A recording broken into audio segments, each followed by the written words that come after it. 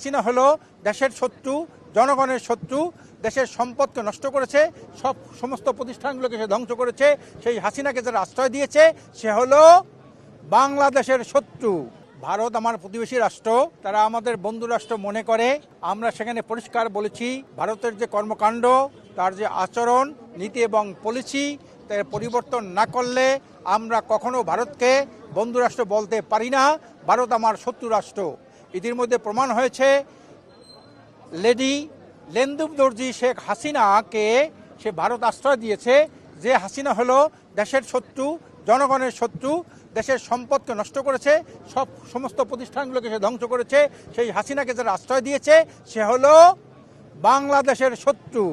কাজে আমরা এই শত্রুকে মোকাবেলা করতে চাই, যেভাবে মালদ্বীপ করেছে, শ্রীলঙ্কা করেছে, নেপাল করেছে, আফগানিস্তান করেছে, পাকিস্তান করেছে।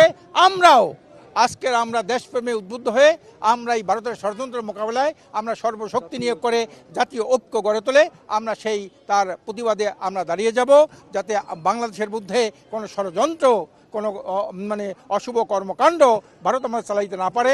এ ব্যাপারে ডক্টর ইউনূস সাহেব যে উদ্যোগ নিয়েছে, আমরা তাকে বলেছি যে আপনি উদ্যোগ নেন, আপনি শক্তভাবে থাকেন।